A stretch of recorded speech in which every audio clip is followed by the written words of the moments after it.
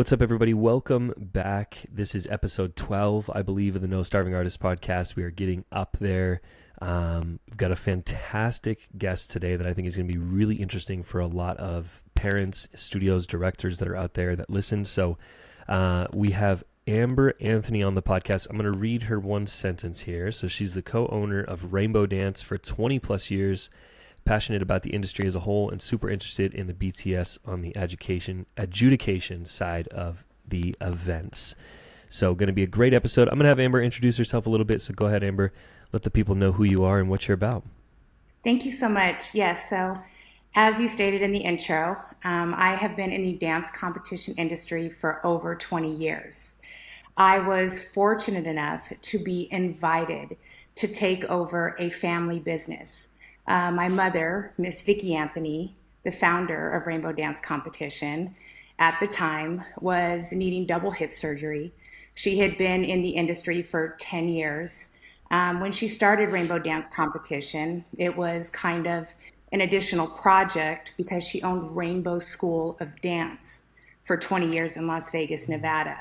So I grew up in a dance studio, and I think as anybody who's worked in the industry knows, it's a very difficult industry, a labor of love, if you will.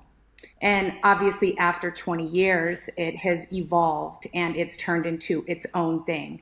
And what really attracted me to you was a recent podcast that you shot when you said that the dance competition industry is like the wild, wild west, or competitive dance is like the wild, wild west. And I was like, if you only knew. Because when I walked into it 20 years ago, it was so innocently, again, mom needed double hip surgery. And because you're a judge and you know what it takes to have to travel, to have to work for 37 hours in 3 days and so forth, this was something that she was having to do. And physically, as the director of the event, emceeing the whole thing, because that was back in the day when you walked on stage between every single act and introduced the act. So imagine how taxing it is, right? And literally having to be on for 37 hours. And so that was a business that my mother built. And she called upon me to come in and take over. And it was my greatest honor. And along the way, I have learned so much. So I would like to share some of the things that really light me up about it, and then also answer any questions that you have. Amazing. Yeah, I was really, really intrigued. So Amber reached out to me and she sent me some stuff that I had never really thought about before. At least I don't think I've ever thought about it to the extent that you kind of laid it out, which was essentially that obviously all of the competitions have their own, which this is one of my bigger gripes about competition, is they all have their own thing, right? They all have their own score sheet, the way they weight their categories, and the way they weight their, not categories, but the way they weight their individual scoring factors, and then the way they do their overalls or just their awards in general. So explain a little bit about, because what I gathered is you have basically kind of put in the work to see, okay, depending on how these competitions weight certain factors of judging, depends on how you could potentially do at that competition, depending on your strengths and weaknesses. Exactly. And so the reason that I was able to discover this is because when I joined the dance competition, I was coming in not from the artistic side, but from the analytical side, because it was my job to make sense of the business. So I really didn't understand it. My mom's dance studio, for instance, that I grew up in, we didn't compete in competitions. So she didn't have a competitive team.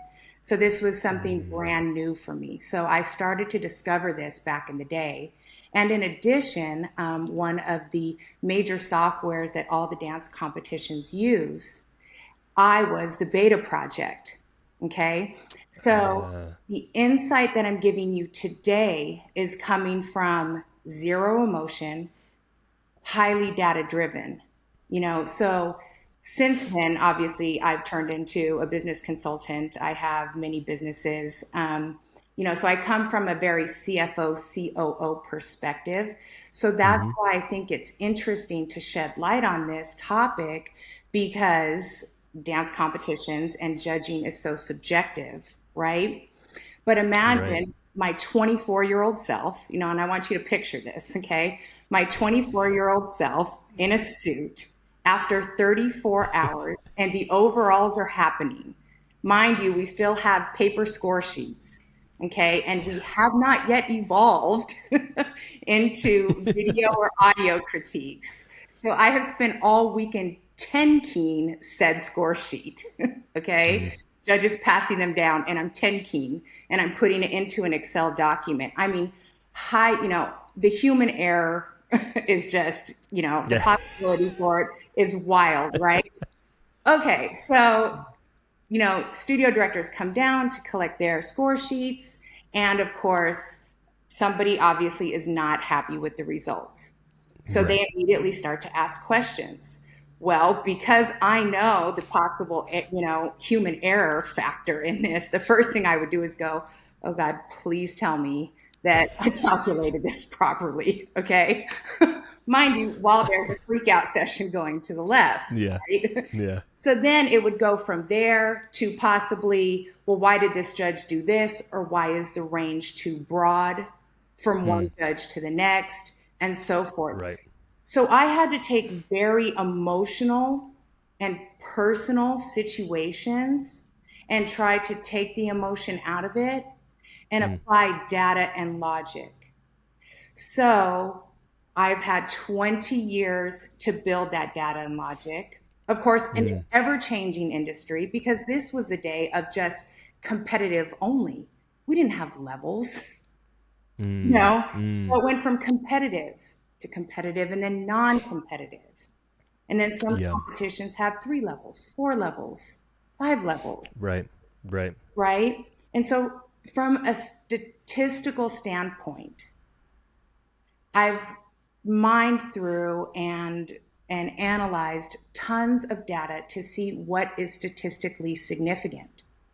Mm. And now fast forward to today where there's a lot of transparency, people are very aware, your dance studio owners are, sharp. I mean, they have to be, right? Yeah. Parents are demanding more, right? So there's just so much more that they have to answer to. About 5, 6 years ago, I really just decided to dive into this. And I would have conversations with dance studio owners and I would say, hey, would you mind sharing your score sheets with me? Let me do this Mm. crazy analysis for you. And so the email that I sent you, mind you, this is an email that I share with my email list. Again, completely transparent. It clearly shows, hey, are you ever wondering why there's a variance? Well, when you came to Rainbow this weekend, we weighted your technique at 40. When you went to this other Right. dance competition, they weighted it at 50. Maybe your studio is more overall performance. Maybe your technique is not your core competency or this particular group, and so forth. Yeah. But the question is, like you said, I mean, this is a lot. This is a lot to basically take in, right? Because not Right. everybody is a numbers person. So, is it reasonable to expect that a dance studio owner knows that when they go to the 4 competitions, the score sheets are completely different and how to strategize for that? Is it Mm. reasonable for a judge to understand the weights of this, especially if they don't judge for one particular competition and to really Mm. understand the impact? So, that's the conversation. Yeah. Yeah, that's an interesting point because so I predominantly judge for a competition here in Utah, and the only reason I bring that up is because I think that part of what you're saying is really, really true in that I'm very used to their system, like their scoring, the weight of their judging, all of it. So I feel like I'm in tune with it a little bit more. Whereas, kind of like what you're saying, if a judge is bouncing around to a lot of different competitions, is it fair to have the expectation that they will be able to get it and know it and have it all that day? Because I think a lot of parents take I don't think. I know a lot of parents, it's personal to them, as it should be. It's understandable. But when they get those scores, it's very personal for them. And I think that what I try to educate parents on a lot of times is that sometimes it's not that deep. Sometimes it's not that the judges hate your kid or your studio. Sometimes it really is just like you're saying, it's a numbers game. So I'm curious, what is this kind of, how has it, my first question is, how has this shifted the way that you guys have developed and evolved as Rainbow Dance? Has it played a significant role in just kind of what you guys are doing, and in what way? Well, it's played a significant role as far as how we operate ethically. Because when somebody calls, whether they understand the metrics or not, I can stand behind something that is that we can quantify, right? That is not subjective, that is not based on opinion. So we can segment it out, and I can say, look, here's what I can speak to for sure. And so let me give you like a perfect example. So this year in 2023, we had 40 regional events and 1 nationals. Okay. We had 700 dance studios participate with us this year. Jeez. And do those dance studios even look at their score sheets or look at the scoring guidelines or even care? Some do, some don't. Some studios are very sophisticated in that they design their teams according to the structures of dance competitions. Interesting. Hence the reason they pick certain dance competitions. Okay? Yeah. But we did a deep dive about 7 years ago, and I have an adjudication concierge, and she's actually my main director. She's a brilliant young lady. Her finger is still on the pulse, in dance studio competition, and not just as a director of competition. Right. And so I said, because this is a constant topic, because obviously we send surveys after every event. And the main thing is you need to do better with your levels. You need to hold people accountable with the levels. So I posed the question. So check this out. Okay. So let's say Rainbow has 4 levels. Okay. But let's use the main 3: beginning, intermediate, and advanced. Well, when I looked at our guidelines, I wondered, because we created this, but did we create it in alignment with how studio teams were set up? So for instance, dance studios have a competitive team. They have their minis, their this, their that, all the cute names. When the studios do their auditions and create their teams, are those skill sets in alignment with what we're looking for, the judges? Oh. So I had her do a broad reach out to our participating studios. And I don't mean the top 10. This took all summer long. I said, I need a big sampling, big studios, small studios, recreational studios, only elite studios. I want the answers to everything. Get their registration forms, see exactly how they're placing the dancers in said teams on their end as the end user. Let's collect this data and reverse engineer it. So, interestingly enough, in this broad conversation, guess what came about? A huge conversation, because at that point we were saying number of classes per week. Right. Remember? Fun fact, when you talk to 75 passionate people, you get the insight that, wait a minute, yeah, this dancer's doing 5 classes, but the truth is only 3 are technical. The other 2 are rehearsal or cleaning. Yeah. Does it count or does it not count? So then we, started to refine the definition more and more, tighter and tighter, with the more information that we gathered from the studio directors. So now when you go to Rainbow's website and you go to how do you select your level, not only do we have a fancy level calculator, But we have visuals that number of years dance experience, number years competitive experience, number of classes, specifically technical, and then we have an Hmm. asterisk definition of what technical is. Then we literally go into skill sets. Your Stars of Tomorrow dancer, and let me just read one for you.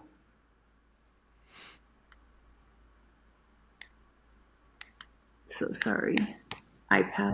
No, you're good. Stars of Tomorrow dancers, technical skill set, dance skills, executes clean single and double pirouettes, simple leaps, elevations, and extensions. Now, if we go to Rising Stars, dance skills are executes clean double and triple pirouettes, leap and Hmm. elevation sequences, sustaining leg extensions and leg hold turns, beginning more complex turn combinations, including simple fouettes and other combinations. And then, we continue to Hmm. go. And we even do a Yeah. deeper dive into tumbling in said levels. And then also, we don't want to Hmm. leave out tap. So we even went, above and beyond to provide insight into the tap skill sets. Oh, wow. Okay. So, I know for a fact, and, I got to be honest with you because after we did this deep dive 7 years ago, it's something that we created that, well, we're very proud of because at the end of the day, we get it. How do you take a subjective process and turn it into something that everybody feels good about? Right. So it was Right. important to design a framework. Is the framework perfect? Well, nothing's perfect, right? But Yeah. does it Yeah. give, insight, validity, even for your up and coming studio who's just coming in? Is this a roadmap to set them up for success? I'd say yes. And so, Hmm. as a business owner, as somebody who's been in the industry, and the industry has been so incredibly life changing for me, and the lives of my family. It is literally the very least I could do to Hmm. provide Hmm. a framework with integrity. Right. It's really, really, really interesting. It's a lot of things that I like, even as someone who judges and has been on like the studio side of things, the directing side of things. I've never really thought about that disparity before. That a lot of competitions do hours a week or classes a week, but in reality, I've never once been at a studio where their auditions had anything to do with that. So or their placement on their teams. So it's interesting to kind of like reflect on that. There's a few things that it's so much to unpack because it's so interesting to me. The one thing that I want to go into, because I think it's relatively a straightforward answer, but I want anybody who's listening who has any tie to a competition to understand how important this is. What has the result, I'm assuming here, but I'm hopeful, what has the result been from a business standpoint, financially, growth wise, with you guys putting in this amount of work into, maybe what we would call the back end or the logistics of your competition? Has that bared fruit later on? So I can't. So for Rainbow specifically, I haven't added any more events to my tour. Okay. Mm, So at the mm, time when this was created, our average per event was X amount. And fast forward mm-hmm, several years, it's still same number of events. Average per event, has gone up by 20x. So to your mm, point, from a top line perspective, no, it has not been a game changer for Rainbow. Now, mm-hmm.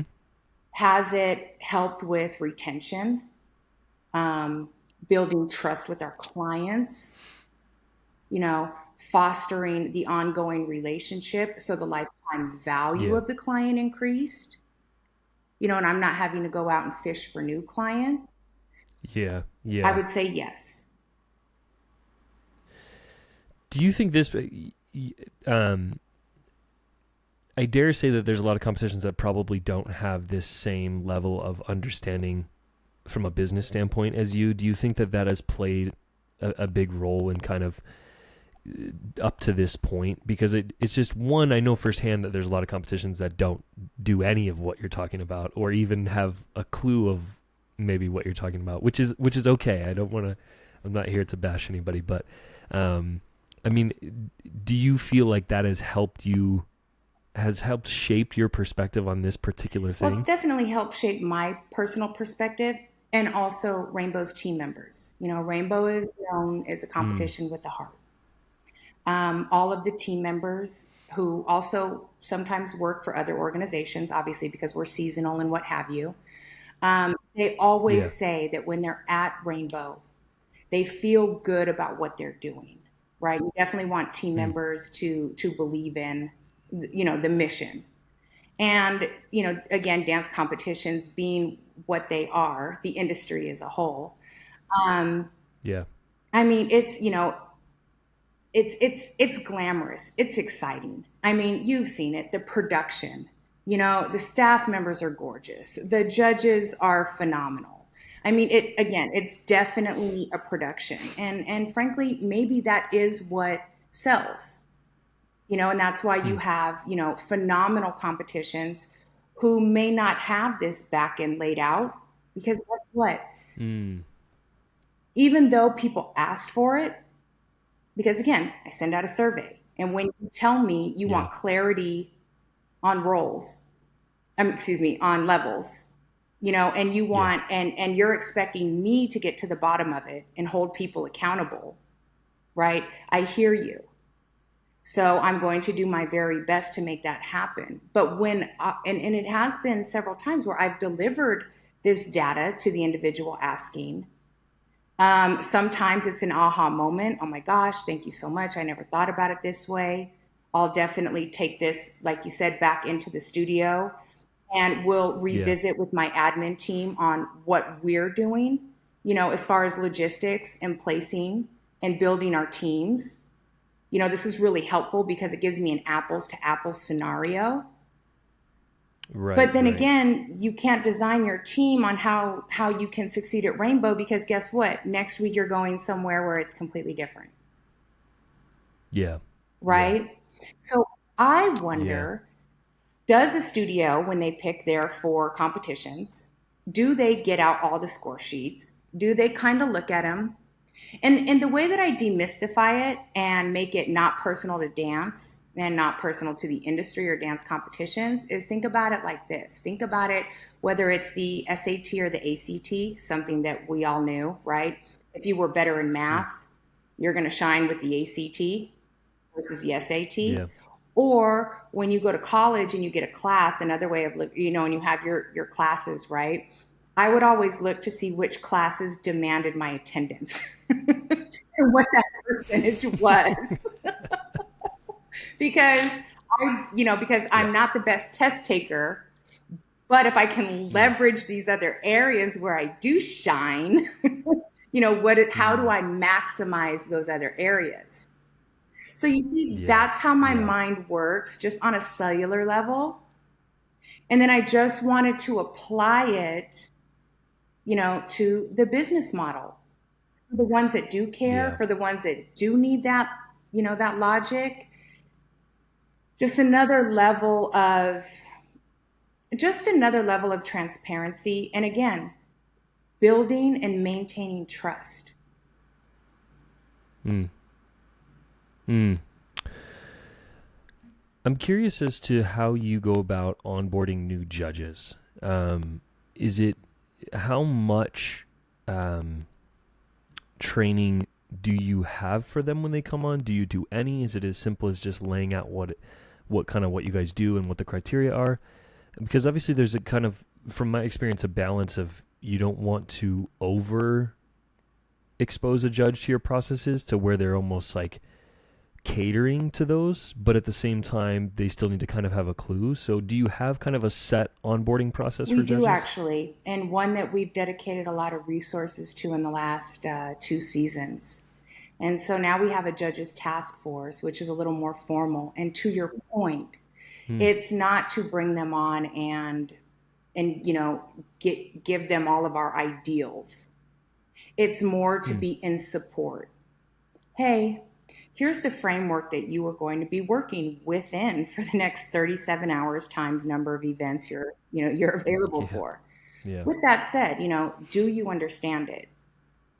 What parts don't you understand? What parts do you need clarity on? Because remember, even though you have judges who are absolutely masterful, right? Some are better at expressing verbally, and everybody has their strengths, right? So the judges task force was designed to meet the judge where they're at and provide them with the support, so when they walk in, they feel confident in the various areas for them to do their job. Yeah, that makes sense. I want to jump back a little bit to misleveling, mainly because I feel like this is my most asked question online is people just gripes about misleveling.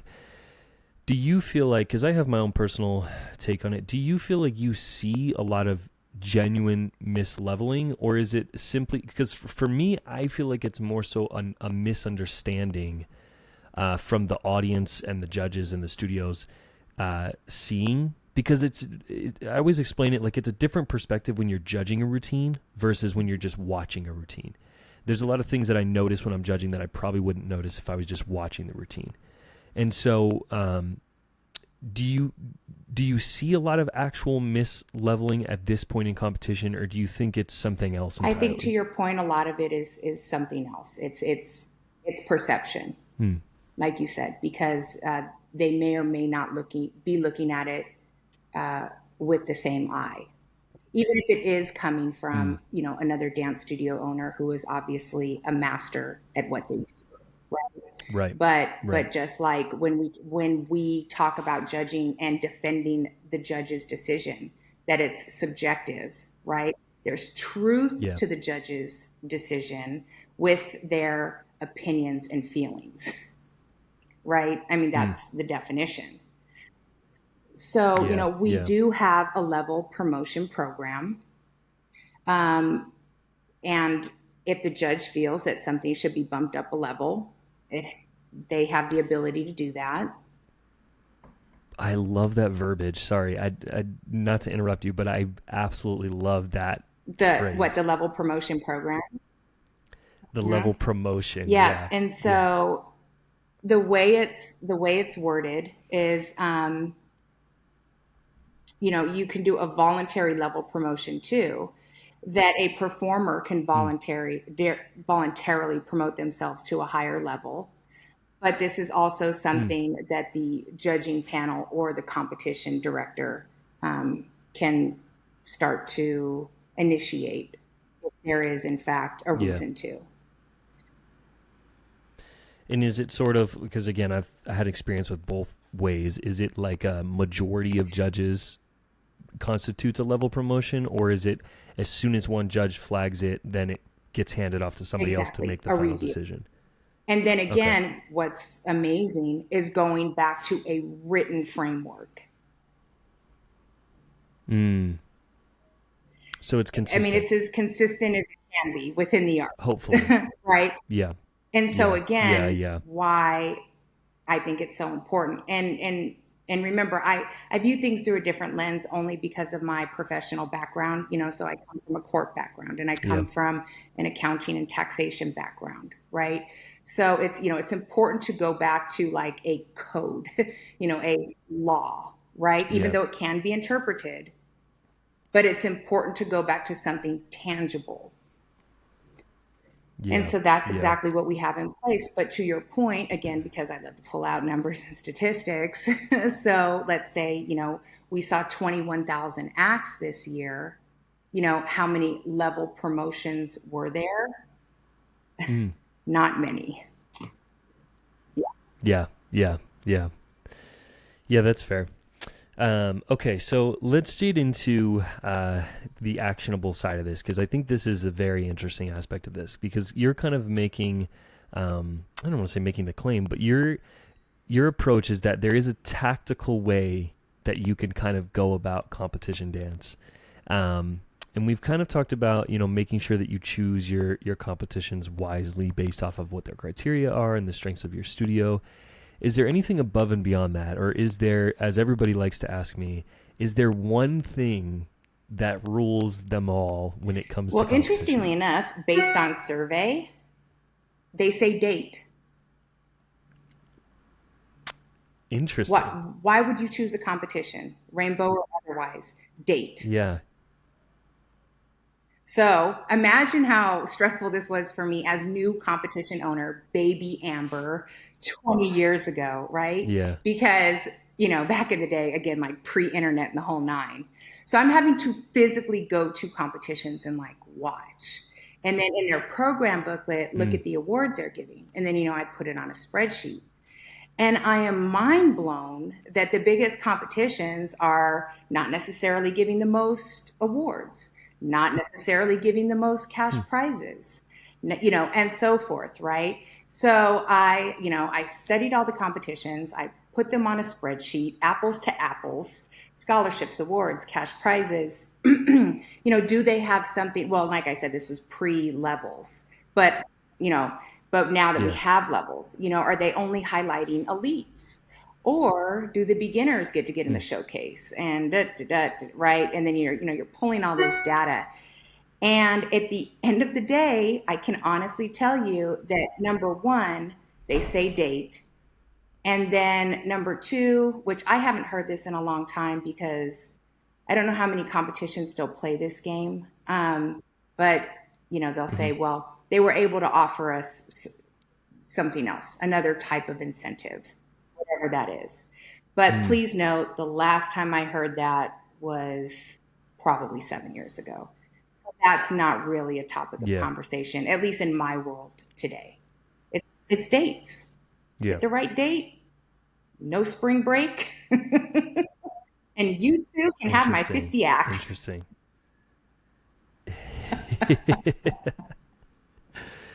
Have you looked at all at like the time period or the time of day that a dancer performs? This is another question that I get asked a lot, and again, sometimes a lot of times my answer is just you're thinking too much about this. But is there any validity to if I compete my solo first thing in the morning or? I mean, are you saying from a judge's perspective or from the ability of the dancer to execute? I think let's go from a judging perspective. I mean, every judge is going to have a different answer. Well, and let's talk about this. Again, breaking it down to something that's not personal to dance competitions, but just think about it. Some people prefer morning workouts or evening workouts. So from a judge's perspective, say you're a morning guy and not a night guy. Well, you're sharper in the morning. Now, is the dancer sharper in the morning? There's moving parts. Yeah. You get me? Completely not related to dance competition. I mean, at the end of the day, we're humans. We're fallible. We have our peak times. We have our off days. Yeah. Yeah, that's fair. Yeah. Yeah, I agree. Because I think it's depending on who you are and your individual, and especially from a judging perspective, whether you function better in the morning or the nighttime will have a little bit to do with that. This is jumping back a little bit. We kind of touched on this, but do you think there is a world out there where dance competitions are universal in their scoring, their awards, or on the flip side, do you think that is even something that would be? So I actually lived through this, fun fact. Amber the Fossil was one of the first individuals in the Federation of Dance Competitions.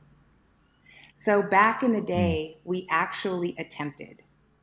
So the top, and obviously the membership grew over time, but I was one of the first 5 in the room, which was super cute. The conversations were about standards and safety. So that's how it started. because once upon a time, Mm. Marley floors were not an industry standard.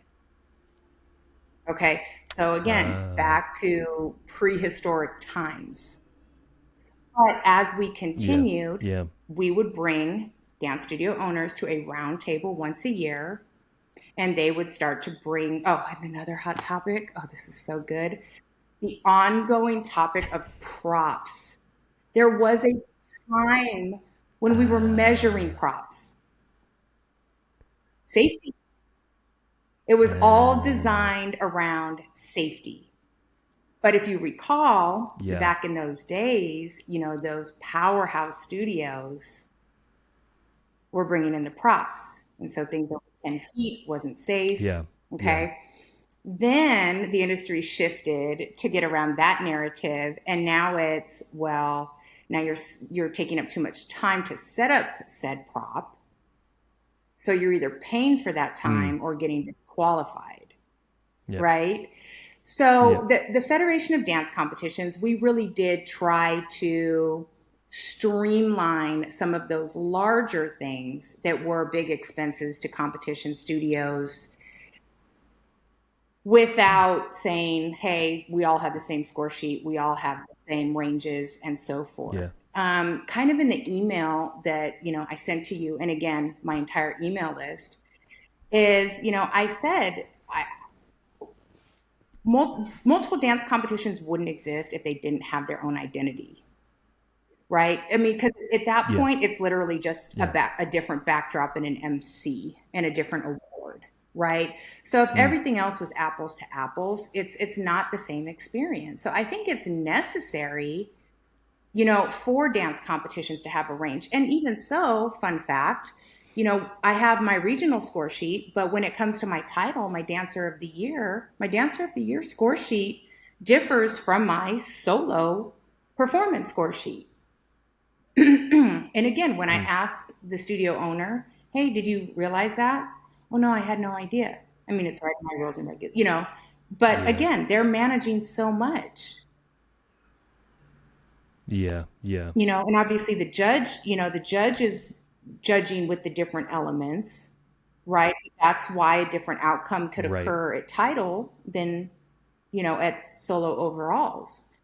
For example. Mm. Yeah. Yeah. Yeah. Yeah. That makes sense. That makes sense.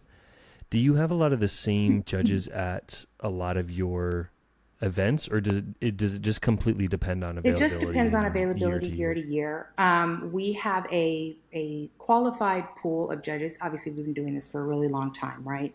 So we have individuals that really do Yeah. enjoy judging for us, and so therefore we are in a blessed position, to have unique judges, but tenured still. You know what I mean? Have a lot of experience under our Yeah. umbrella. Yeah. And that's another thing that, excuse me, I want to kind of highlight, and because dance competitions, everybody loves them, but they can be Yeah. highly scrutinized.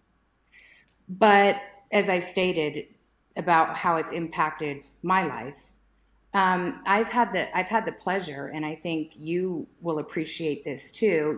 With your mission of no starving artist, this is a vehicle for dancers who, after they graduate, after they may or may not have done a dance program in college, who are at that point, let's be honest, are underemployed.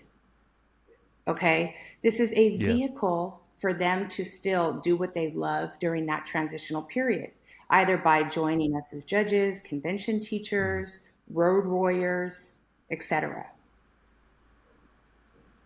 Yeah. Yeah. I was actually going to ask on that. So do you feel like you have a lean one way or the other when you're looking through judges, potential judges, on real world experience versus just kind of their overall experience? Or what is sort of the vetting process for anybody that might be listening that's like, oh, judging sounds interesting to me? What's something that makes somebody stand Well, out to you this guys? has evolved over 20 years because once upon a time, we wouldn't dare put a dance studio owner on a judging panel. Wouldn't dare. Professional Mm. dancers only, professional experience only, Yeah. active in the industry only. That was the standards in the early Yeah. 2000s. And then, again, listening to our clients, they started to weigh in and say, hey, they're not relatable. They don't know what a Mm. 7-year old taking 2 classes a week where they should be.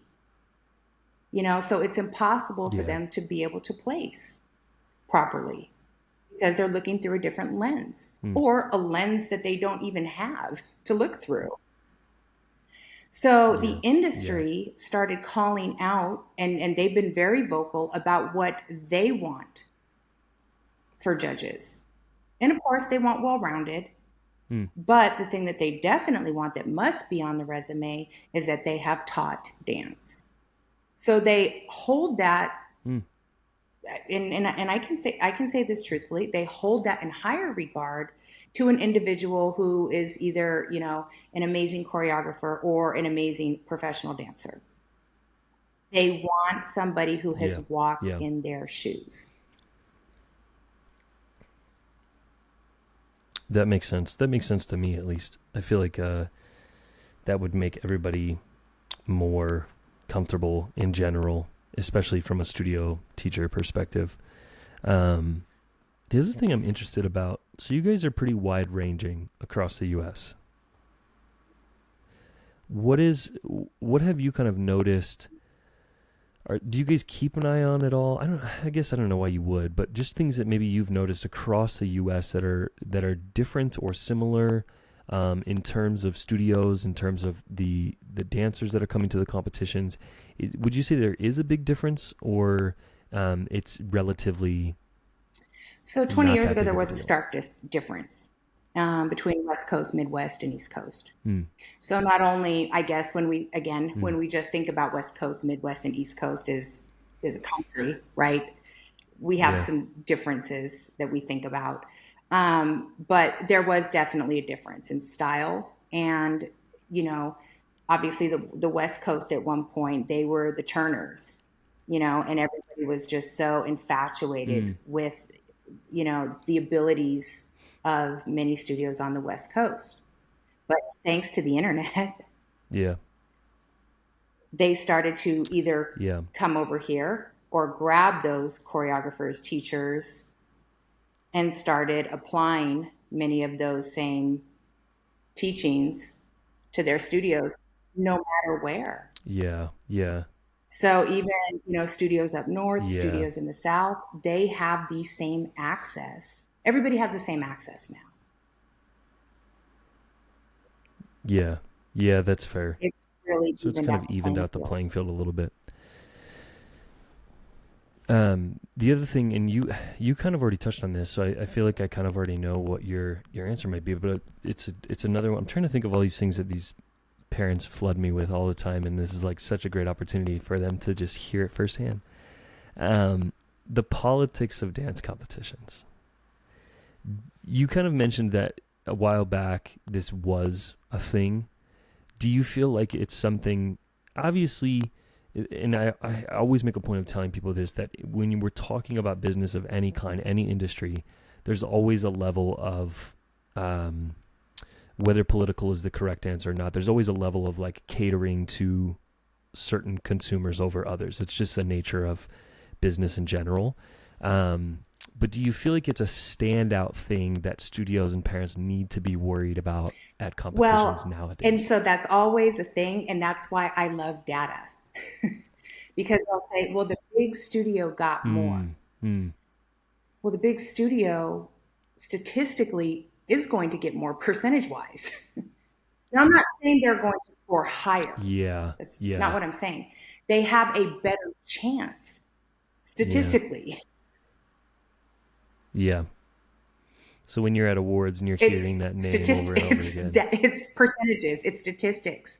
And Yeah. so I love to, and Yeah. I don't hear that too often.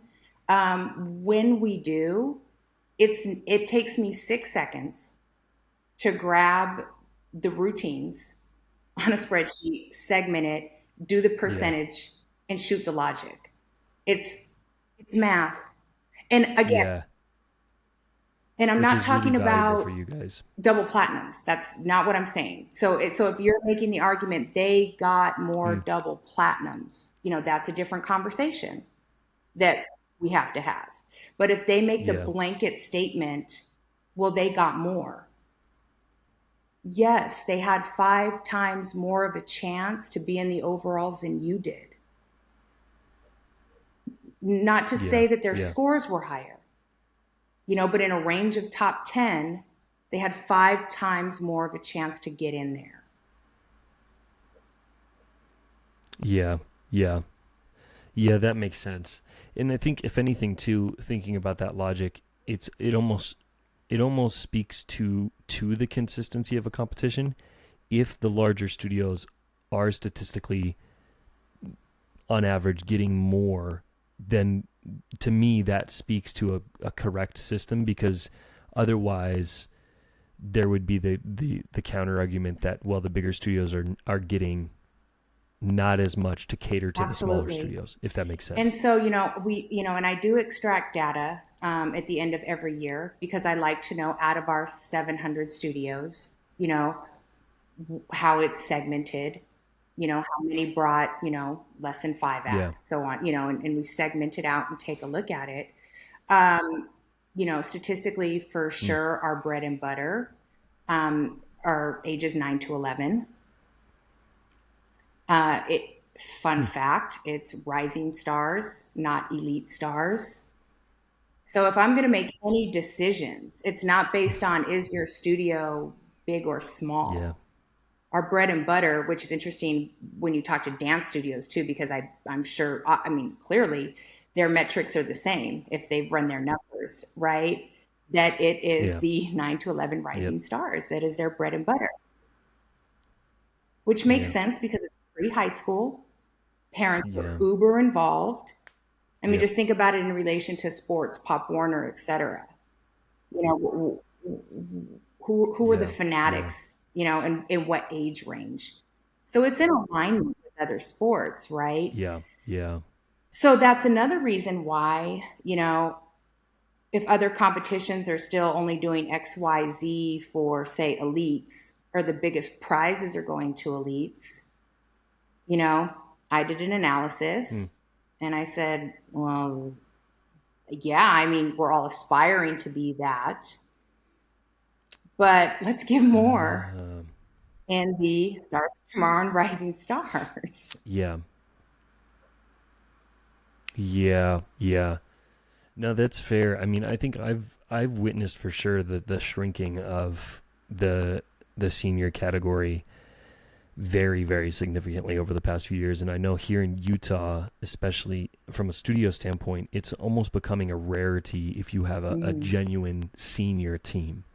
A lot of the studios here have a senior team that's like one 16-year-old and a bunch of 14-year-olds, because that's all the kids they have. So it's, yeah, I think that 9 to 11, 9 to 12, 13 range is really big right now. So that makes sense to me why that would be the case.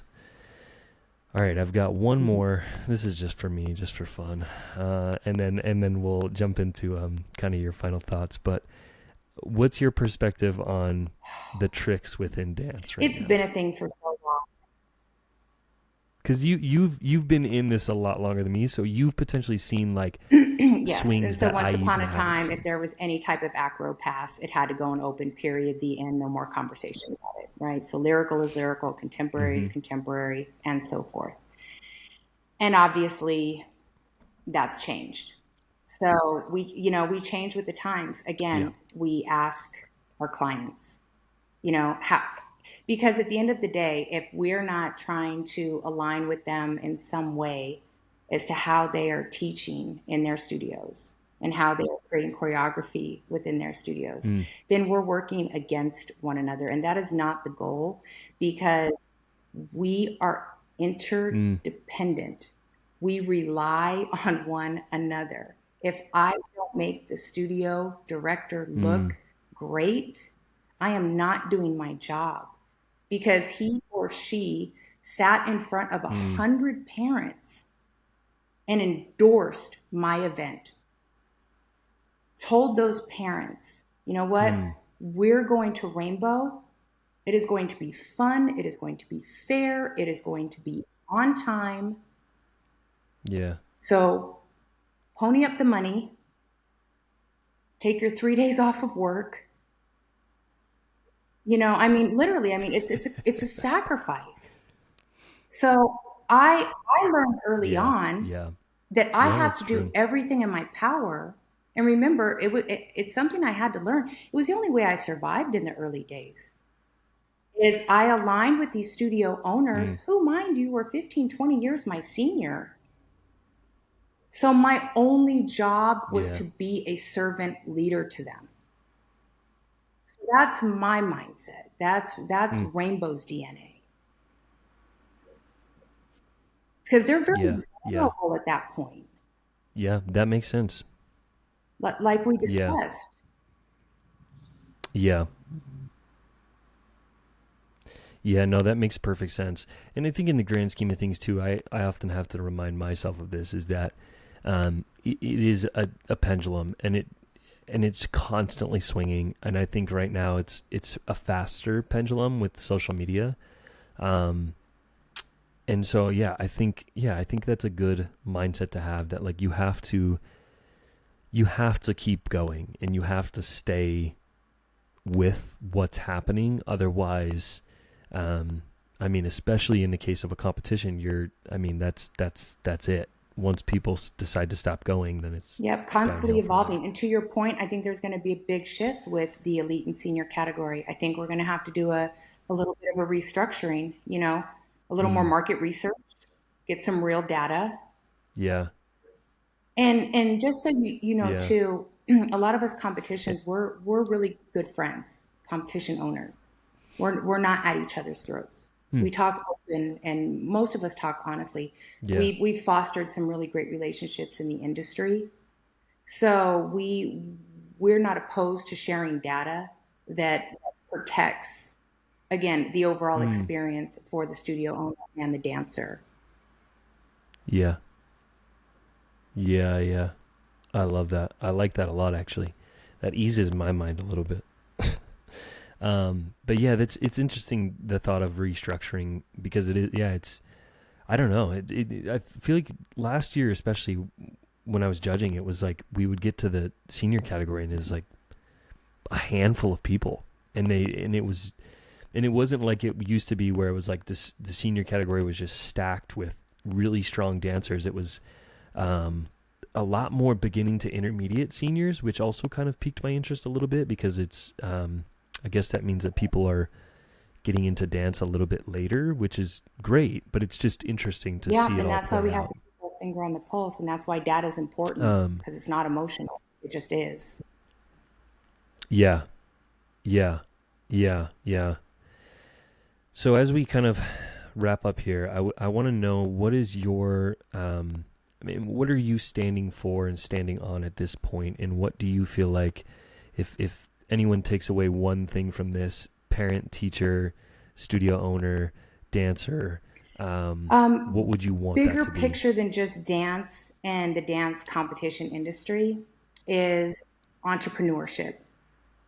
Mm, People who are following their dreams, mm, people who are taking their passions and figuring out how to monetize them. Not because, remember, so many mm, things are changing. You know, is college a thing anymore?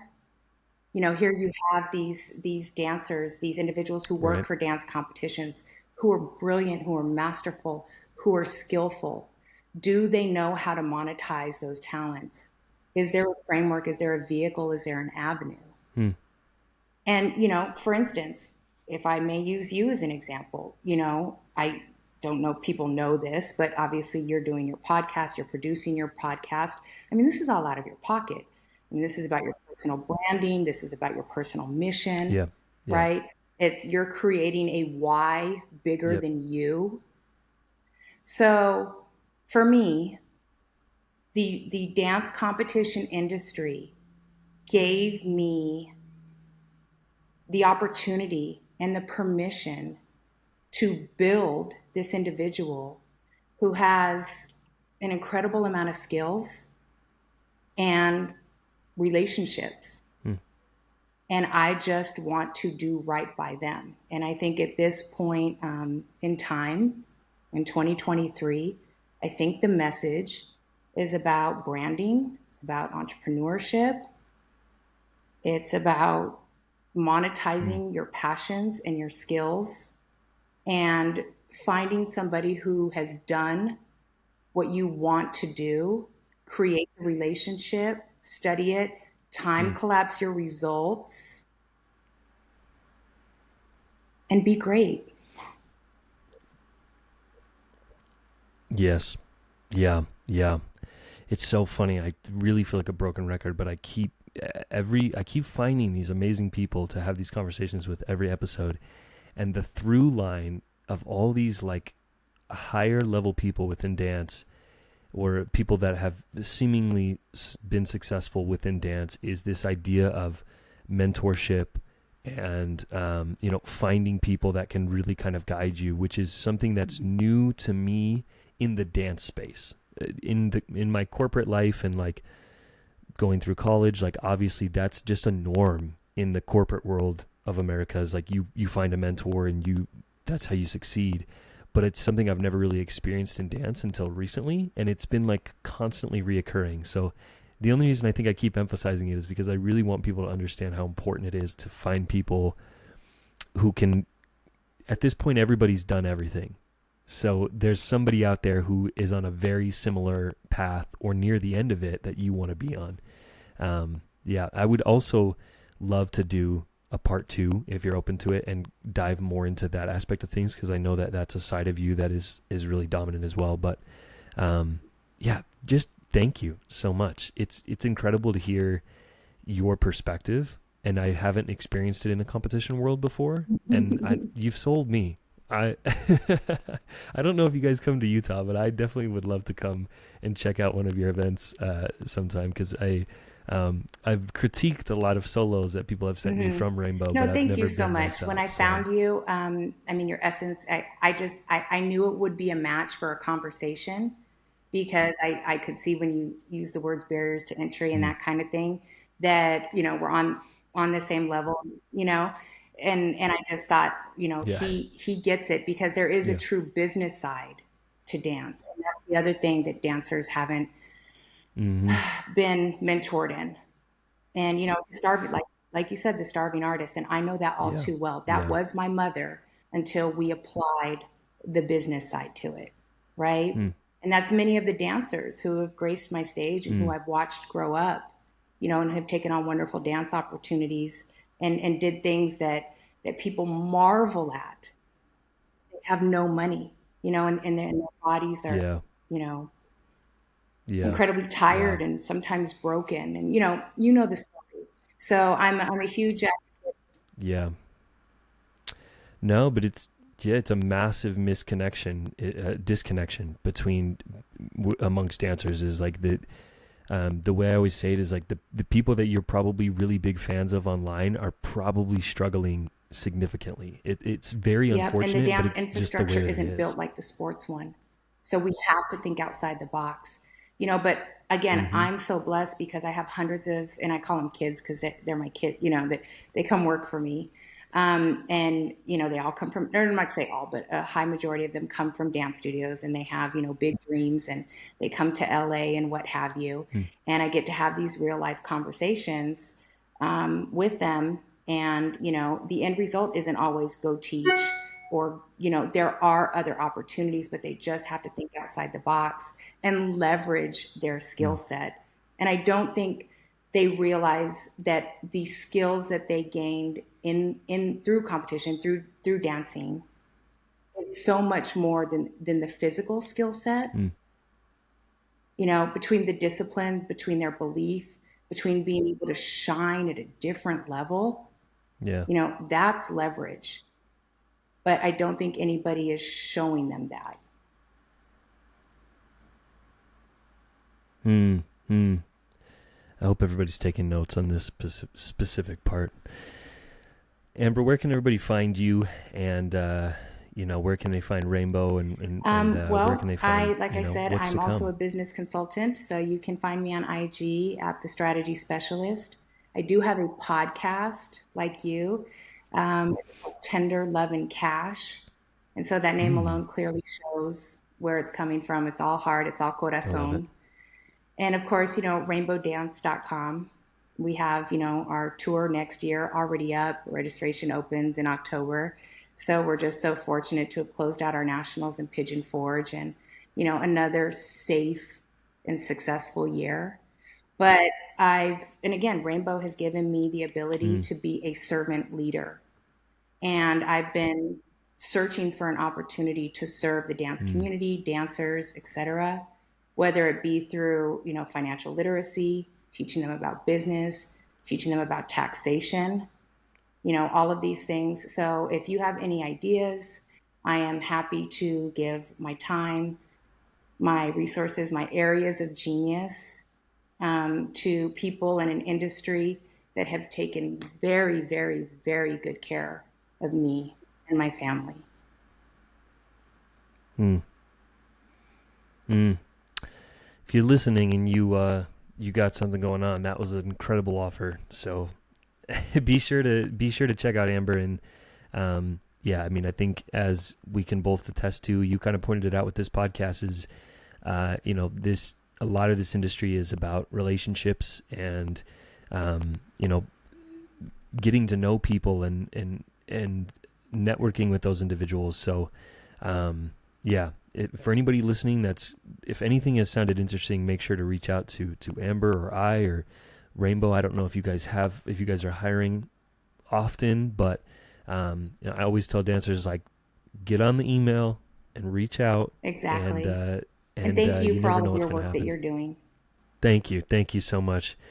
All right, Amber. Again, thank you so much. Anybody listening, or if you're watching, all of this links to everything Amber just pointed out will be in the description, so be sure to check those out. Thank And you. we'll see you next time on No Starving Artists.